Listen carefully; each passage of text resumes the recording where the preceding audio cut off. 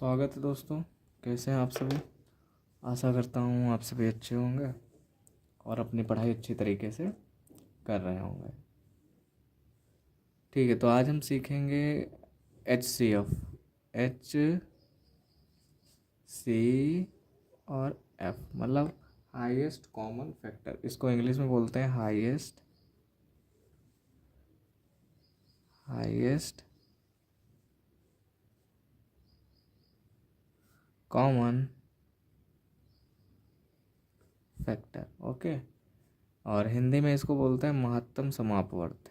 महत्तम समापवर्त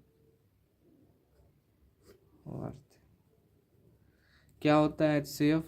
मैं बता भी देता हूँ कि HCF होता क्या है। हाईएस्ट कॉमन फैक्टर क्या होता है मैं बता देता हूँ। दो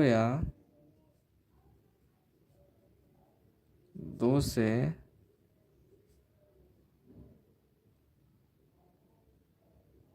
अधिक दो से अधिक संख्याओं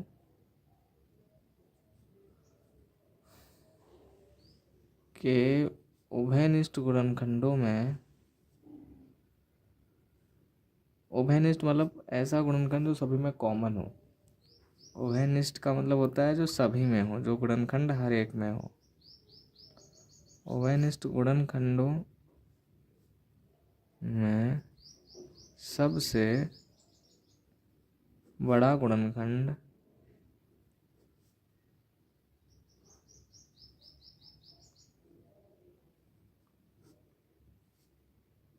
सबसे बड़ा गुणनखंड उन संख्याओं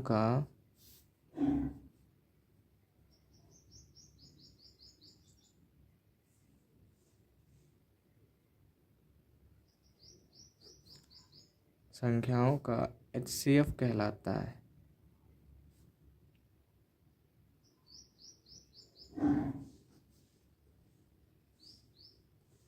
ओके, अब जैसे कि अगर मैं बताऊं, हमको 16 18 का निकालना है। 16 जैसे अगर 16 तो पहले 16 के गुणनखंड लिख लो।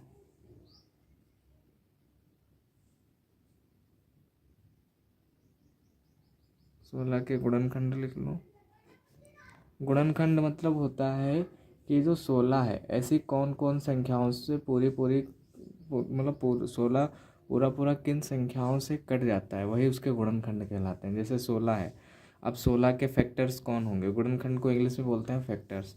16 के गुणनखंड कौन से होंगे? जिससे 2 से 16 पूरा पूरा कट जाता है। और एक तो सभी हर एक संख्या का फैक्टर होता है, क्योंकि एक से हर एक संख्या पूरी पूरी कट जाती है। 1 से 16 पूरी पूरी पूरा पूरा विभाजित हो जाएगा। कितनी बार विभाजित हो जाएगा? 16 बार। 2 से भी ये 16 विभाजित हो जाएगा, 8 बार 2 8 16। और किससे? और आपका 4 से, 4 चक्कू 16 होता है। ठीक है, 8 से, 8 दूनी 16 होता है।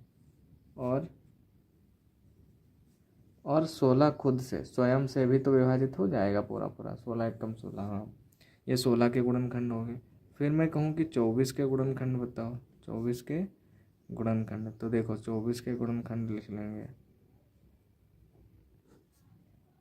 ठीक, अब 24 के गुणनखंड क्या होंगे? जैसे एक तो हर एक संख्या का होता है, सबसे पहले एक ही लिख लो, क्योंकि एक सभी कोई भी संख्या हो, हर एक संख्या का गुणनखंड एक होता है। उसके बाद आपका 2, हाँ 2 होता है, 12 बार कट जाता है।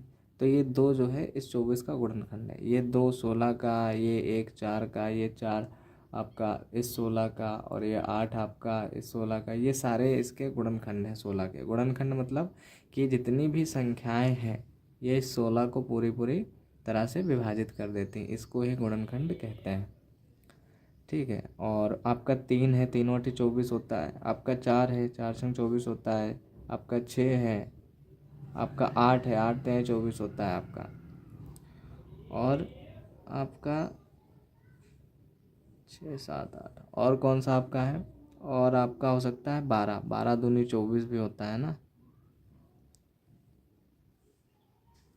ठीक है, और और 24 स्वयं, 24 स्वयं। ठीक है, अब आपने ये सीख लिया।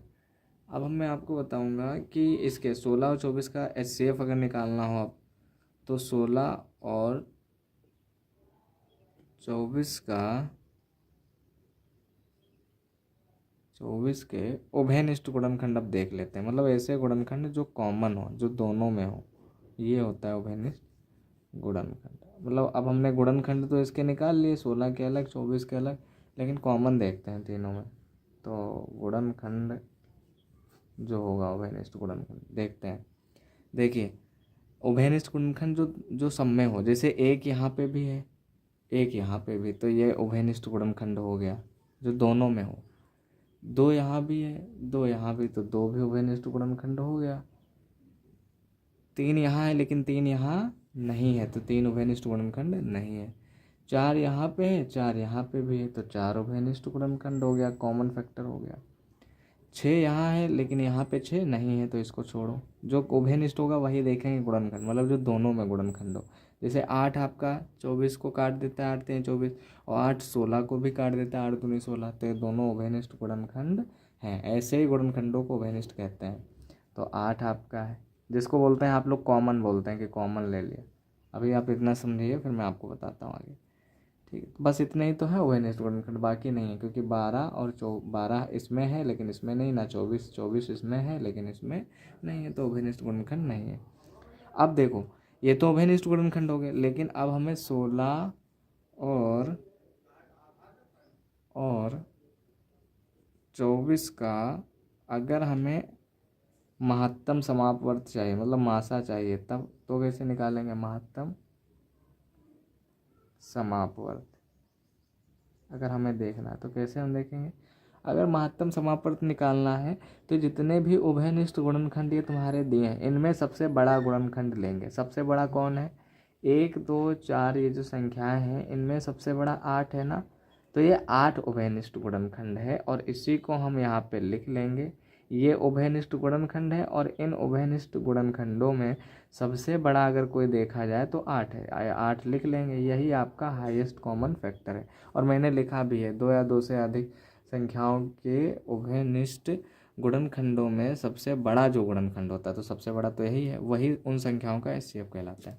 ठीक है, अब निकालते कैसे, मैं आपको HCF बताता हूँ निकालते कैसे। तो HCF निकालने की विधियाँ यहाँ पे लिख लीजिए। 2 विधियाँ होती हैं आपका HCF निकालने की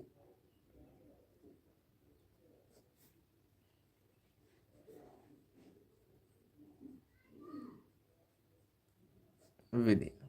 ठीक है, HCF निकालने की विधियाँ, कितनी विधियाँ होती हैं आपका मैं बता देता हूँ। आपकी 2 विधियाँ होती हैं। एक तो होती है गुणनखंड विधि, पहली होती है गुणनखंड विधि।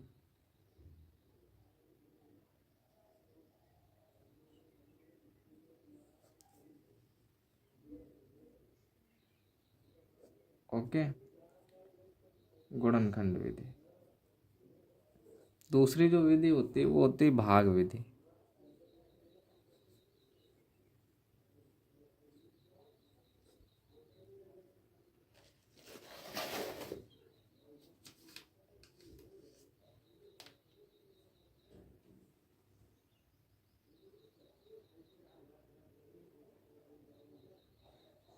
ओके, तो पहले मैं आपको बताता हूँ भाग विधि। भाग विधि में क्या होता है, जैसे अगर भाग विधि से हमें किसी का लासा आपका मतलब मासा निकालना है, महत्तम समापवर्त निकालना है भाग विधि से, तो कैसे निकालते हैं हम लोग? मैं अभी आपको बताता हूँ कैसे निकलता है।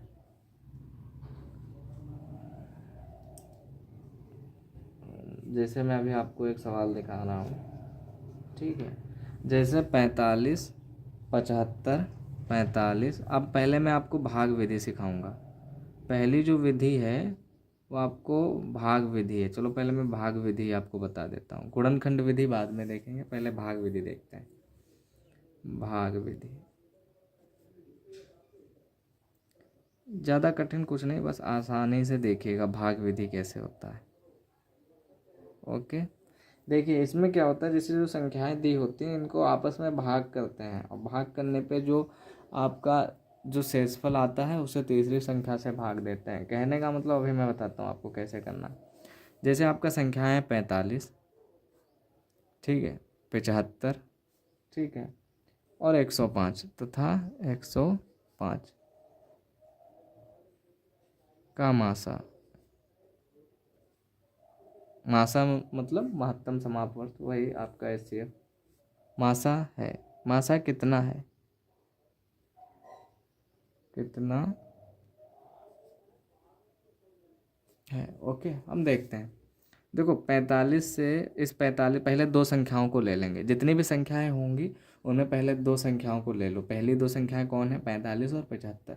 इनको पहले हम ले लेंगे, 45 लिख लेंगे और फिर हम लिख लेंगे 75, ओके ठीक। इसको आपस में भाग करेंगे, इन दो संख्याओं को ले लेंगे, जैसे 45 को लिख लिया और 75 को लिख लिया, और छोटी संख्या से 45 छोटी है 75 बड़ा है, 45 को 75 से भाग देंगे, छोटी संख्या को बड़ी संख्या से भाग देंगे। देखो अगर इसको हम दो बार ले जाते हैं तो ये आपका 45 दूना 90 हो जाएगा, और लिखा है यहाँ पे 75। तो फिर जब माइनस करेंगे, घटाएंगे, तो हम घटा नहीं पाएंगे, तो हमें भाग केवल एक बार ले जानी। जैसा कि आपको पता भी होगा, जो यहाँ पे जो संख्या लिखी होती है, इस 45 का इतनी बार इसको भाग ले जाएंगे या इतनी बार इसका पहाड़ा पढ़ेंगे कि इस 75 से ज़्यादा ना हो। अगर इससे ज़्यादा ना हो, या तो इसके बराबर आ जाए या इससे कम आ जाए, इस भाग में यही होता है। तो अगर हम 45 दूना ले जाते हैं यहाँ पे, तो 45 दूना तो 90 होता है, और फिर यहाँ पे माइनस भी किया जाता है। तो आप 75 से 90 माइनस नहीं कर पाते, वो माइनस में आंसर आता, माइनस कर लेते लेकिन माइनस में आंसर आता, तो गलत हो जाता है। इसीलिए 45 को हम एक बार भाग ले जाएंगे, 45 से कम 45, ठीक।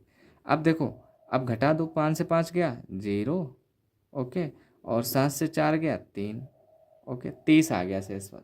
अब ये जो शेषफल आया है, ठीक है, ये जो 30 शेषफल आया है, इसको हम क्या करेंगे, ये जो 30 शेषफल आया है, इससे हम जो पहली वाली संख्या है, इस 30 से फिर जो पहली वाली संख्या है जो 45, इसको भाग देंगे, ओके। जैसा मैं बताऊँ वैसा करते जाना, मतलब पहले दो संख्या लेंगे, फिर जो शेषफल आएगा उसको फिर से पहली वाली संख्या से भाग देंगे। अब देखो 30 है और यहाँ पे 45, अगर इस 30 का पहाड़ा दो बार पढ़ते हैं तो 30 दूनी कितना होता है 60, आप लोग जानते हैं। और यहाँ पे लिखा है 45, मतलब यहाँ पे जो आपका भाज्य है वो 45 है, और आपका यहाँ पे भाजक है 30। तो अगर इसका मैं दो बार पहाड़ा पढ़ूंगा तो 60 आ जाएगा भागफल, मतलब यहाँ पे 60 आ जाएगा, और यहाँ पे भागफल 2 होगा तो ज़्यादा होगा। हम क्या करेंगे, 30 एक कम 30, एक बार ले जाएंगे, दो बार ज़्यादा हो जाएगा, ठीक है। अच्छा, जिन लोगों को भाग भी बिल्कुल नहीं आता है, उनको पता ही नहीं कैसे बड़ी बड़ी भागें की जाती, तो आप कमेंट करके बताइएगा, मैं उस पर वीडियो बनाऊंगा। आप लोग कमेंट करते रहिएगा कि ये वीडियो नहीं समझ में आ रहा है या अगला टॉपिक ये होना चाहिए, तो उस हिसाब से मैं बनाऊंगा। वैसे मैं अभी अपने हिसाब से पढ़ा रहा हूँ। देखिए 5 से आपका 0 घटाना है तो 5 होगा, और 4 से 3 घटाना है तो 1 होगा, 15 हो गया। अब इस 15 को इस 30 से भाग देना है, ये जो 30 आपका है, ठीक है। मतलब जो भी शेषफल बचेगा उसको अपने पहले जो भाजक होगा, जैसे ये 15 शेषफल है, इससे 15, ये जो शेषफल है इसके पहले कौन सा भाजक है 30, इससे भाग देनी होगी। ये 30 ही तो है आपका, ये आपका भाजक 30 है ना, इससे भाग देंगे। और जब तक 0 ना आ जाए, जब तक शेषफल में यहाँ पे 0 ना आ जाए, तब तक ऐसा करते रहेंगे। 30 हो गया, 15 दूनी 30 हो गया आपका, ठीक। अब देखो 0 0 शेषफल आ गया। अब ये 15 जो लास्ट हमारा जो भाजक बचता है, ये लास्ट, ये होता है भाज्य। मैं आपको बता देता हूँ, इसको बोलते हैं भाज्य, ठीक। इसको बोलते हैं भागफल, ये तो आपको पता होगा। और ये आपका ये जो नीचे आता है इसको बोलते हैं शेषफल, ये भी आपको पता होना चाहिए। और ये जो होता है इसको बोलते हैं भाजक, और इसका एक सूत्र भी होता है, भाज्य बराबर भाजक गुणे भागफल प्लस शेषफल। ये एक्स्ट्रा जानकारी है, आपको याद रखना है, ठीक है। तो कोई प्रॉब्लम नहीं होगी आपको। देखिए आपका यहाँ पे लास्ट में 0 आ गया। अब यहाँ पे जहाँ पे शेषफल 0 आ जाएगा, उसके जो पहले आपका, उससे पहले जो भाजक होगा, जैसे 0 यहाँ पे शेषफल आ गया, इसके पहले भाजक है 15, इस 15 से जो लास्ट वाली जो तीसरी संख्या है, या जो लास्ट वाली संख्या, उससे भाग देंगे। तो इस 15 से अब हम 105 को भाग देंगे। ओके, 105 को भाग दो। आप जानते हो 15 छक्का 90, 15 सत्ते 105, 15 सत्ते 105, मतलब 15 का पहाड़ा अगर 7 बार पढ़ते हैं तो 105 पूरा पूरा आ जाएगा। तो ये पूरा पूरा इससे विभाजित हो जाएगा, 105 लिख दो। देखो 0 0 0 आ गया ना। तो अब जो लास्ट में जो भाजक बचता है, जैसे लास्ट में भाजक यहाँ पे 15 आ रहा है, यहाँ पे 0 आया, 0 से पहले भाजक था 15, जो 0 से पहले जो यहाँ पे भाजक होगा, अभी जैसे आगे जब आप सवाल करोगे तो उसमें जहाँ पे 0 आ जाएगा वहाँ पे रुक जाना, और उससे जो पहला भाजक यहाँ पे जो आए, जैसे आपने किसी से भाग दिया और 0 आ गया तो आपने यहाँ पे 15 से भाग दिया था ना, तो इस 15 को फिर जो तीसरी संख्या होगी उससे भाग दे देना, 105 से दे देना 7 बार। अब देखो यहाँ पे भी 0 0 आ गया ना, तो जो 15 जो है, ये जो लास्ट वाला जो भाजक है, यही तीनों संख्याओं का मासा कहलाता है। तो यहाँ पे लिख लेंगे 45, 75 और 45, 75 और 105 का HCF, हाईएस्ट कॉमन फैक्टर आपका क्या हो जाएगा, बराबर आपका 15 हो जाएगा। आशा करता हूँ आपको समझ में आया होगा। चलिए एक सवाल और मैं आपको बता देता हूँ ऐसे।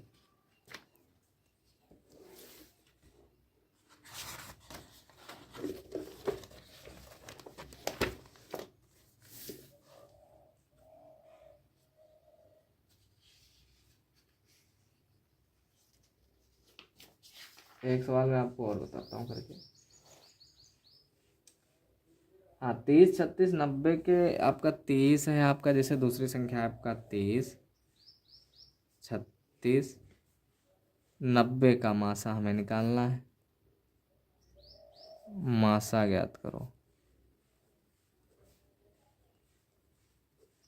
चलिए हम आपको बताते हैं। देखो यहाँ पे पहले दो संख्याएं ले लो, 30 और 36 में पहली दो संख्याएं 30 और 36, तो इसमें जो छोटी संख्या है 30, इस 30 को ले लो और इसको 36 से क्या कर दो, भाग कर दो। 30 का पहाड़ा एक बार ही तो पढ़ेंगे, 30 एक कम, 30 दो बार पढ़ोगे ज़्यादा हो जाएगा 60, और 60 ज़्यादा हो जाएगा तो 36 से कटेगा नहीं, मतलब घटेगा नहीं, क्योंकि यहाँ पे घटाना भी पड़ता है ना। अब 6 से 0 गया 6, और यहाँ पे 3 से 3 गया 0। मैंने बताया था जो यहाँ पे जो शेषफल आएगा उसको फिर पहली संख्या से भाग करना है, 30 से। ओके, फिर जानते हो 6 का पहाड़ा 5 बार पढ़ोगे 30 आ जाएगा, 6 पंचे 30। देखो यहाँ पे 0 शेषफल आ गया ना, 0 0। जहाँ पे हमें तब तक ये प्रक्रिया करते रहना है, ये प्रोसेस तब तक करते रहेंगे जब तक यहाँ पे शेषफल 0 ना आ जाए। जैसे 0 आ जाए, तो जैसे 0 आ जाए तो उसका जो आपका ये जो होगा आपका भाजक, उससे उस मतलब 0 है आपका आ गया, और 0 से पहले जो भाजक है ये 6, इसको क्या करेंगे, 90 से जो तीसरी संख्या है उससे भाग देंगे। तो 6 को फिर 90 से भाग देंगे आपका। देखो 90 से भाग दोगे तो 6 कम 6, पहले एक बार भाग ले जाएंगे तो 6 हो गया, ठीक है। 9 से 6 गया 3 हो गया, और ये 0 उतार लो 30 हो गया। अब 6 का पहाड़ा जानते हो 5 बार अगर पढ़ेंगे तो 30 आ जाएगा, 6 पंचे 30, मतलब 30 से ज़्यादा ना हो, आपको ये याद रखना है। अब आपको समझ में आ गया ना। अब आपका लास्ट भाजक कौन है, 6, 6 है ना, यही तो भाजक है लास्ट, इसी को आपको बोलते हैं, यही आपका लास्ट मासा होता है। तो आप लिख दोगे 30 36 और 90 का HCF आपका 6 हो जाए। ओके, आप आशा करता हूँ आपको समझ में आया होगा। अगला वीडियो भाग उससे आपका गुणनखंड विधि से कैसे निकालते हैं वो हम सीखेंगे। और प्लीज़ मेरे चैनल को सब्सक्राइब कर लीजिएगा, ऐसे वीडियो आपको मिलते रहेंगे। टेंशन नहीं लेना है, मैथ आपको बिल्कुल आसान आसान तरीके से आ जाएगा, आपको भी नहीं पता चलेगा, इतनी अच्छे से आपको मैथ आएगी।